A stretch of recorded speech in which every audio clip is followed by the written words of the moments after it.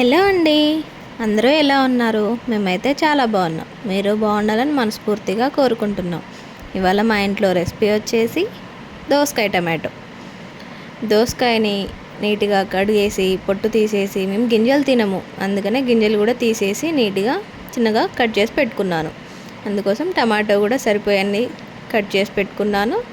ఉల్లిపాయలు కూడా కట్ చేశాను. 4 పచ్చిమిర్చి కూడా అన్నీ కట్ చేసి ఒక ప్లేట్లో తీసి పక్కన పెట్టేసుకున్నాను. కర్రీ వండుకోవడం కోసం స్టవ్ ఆన్ చేసి ఒక గిన్నె పెట్టేసుకొని సరిపోయేంత ఆయిల్ వేసేసి ఆయిల్ కొంచెం హీట్ అవ్వనిద్దాం. నేను నా స్టైల్లో వండుతున్నాను, మీరు మీ స్టైల్లో ఎలా వండుతారో కామెంట్ చేయండి. ఆయిల్ కొంచెం హీట్ అయ్యాక జీలకర్ర వేసేసుకుందాం. జీలకర్ర కొంచెం చిటపట్లాడిన తర్వాతకి మనం కట్ చేసి పెట్టుకున్న ఉల్లిపాయ పచ్చిమిర్చి ఉన్నాయి కదా, వేసేసుకుందాం.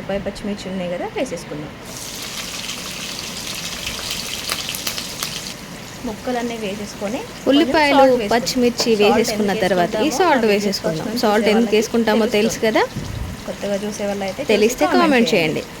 మొత్తం ఒకసారి కలిపేసుకుందాం.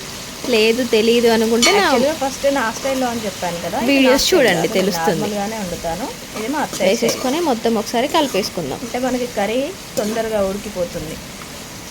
మొత్తం కలిపేసుకొని ఒక 2 మినిట్స్ మగ్గనిద్దాం. చేయకుండా చూడండి.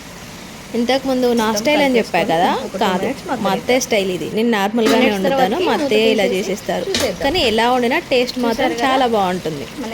2 మినిట్స్ తర్వాతకి మనం మూత తీసేసి చూసేద్దాం. ఉల్లిపాయలు చూడండి కొంచెం మగ్గిపోయాయి కదా, మనం సరిపోయేంత పసుపు వేసేసుకుందాం. పసుపు కూడా వేసేసుకొని మొత్తం కలిపేసుకుందాం. మొత్తం కలిపేసి పచ్చివాసన పోయేంతవరకు మగ్గనిద్దాం. మీకు అన్ని కర్రీస్లో అల్లం వెల్లుల్లి పేస్ట్ వేసుకునే అలవాటు ఉంది, అన్నిట్లో వేస్తామనుకుంటే అది కూడా వేసేయచ్చు. కొంచెం పచ్చివాసన పోయిన తర్వాతకి మనం కట్ చేసి పెట్టుకున్న దోసకాయ ముక్కలు టమాటో ముక్కలు కలిపి వేసుకోవాలి. అదేనండి కర్రీలో మనం సపరేట్గా వేసి వండుతారు చాలామంది, కానీ ఒక్కసారి ఇలా ట్రై చేసి చూడండి. మీరు కూడా అన్ని ముక్కలు ఒకేసారి వేసేసి కలిపేసుకోండి.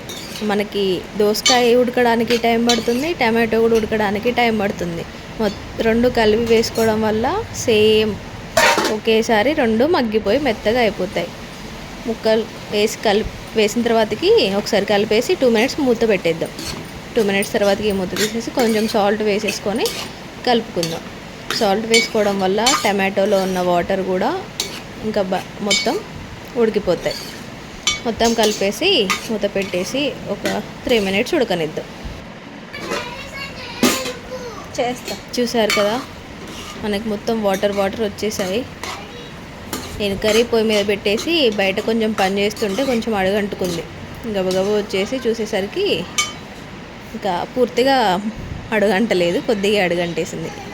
2 మినిట్స్ తర్వాతకి మనకి పచ్చిమిర్చి వేసాం కదా, చూసుకొని కారం ఎంత సరిపోతుందో అంత కారం వేసేసుకోండి.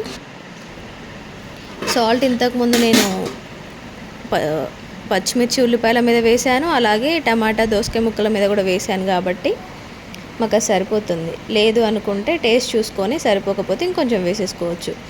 కారం వేసేసి కారం కూడా పచ్చివాసన పోయేంతవరకు ఉడికిచ్చేసుకొని ఒక చిన్న గ్లాస్ వాటర్ వేసేసుకుందాం. వాటర్ వేసుకోవడం వల్ల మనకి కొంచెం దోసకాయ కర్రీ అనేది సూప్లా ఉంటుంది. దోసకాయ కర్రీ కొంచెం పుల్లగా ఉంటుంది కదా, సూప్ ఉంటే టేస్ట్ చాలా బాగుంటుంది. లేదు అనుకుంటే దగ్గరికి వండుకోవచ్చు. 2 మినిట్స్ తర్వాతకి మూత తీసేస్తే మనకి వాటర్ దాదాపు ఒక 70% వరకు ఇంకిపోతుంది. అలా ఉన్నప్పుడు కొంచెం గరం మసాలా వేసేసుకొని కలిపేసుకుంటే ఎంతో టేస్టీ అండ్ సింపుల్ మనకి దోసకాయ టమాటో కర్రీ రెడీ. నచ్చితే ఒక లైక్ చేయండి, షేర్ చేయండి, సబ్స్క్రైబ్ చేయండి. మీరు ఎలా వండుతారో కామెంట్ చేయండి తప్పకుండా. థ్యాంక్ యూ అండి.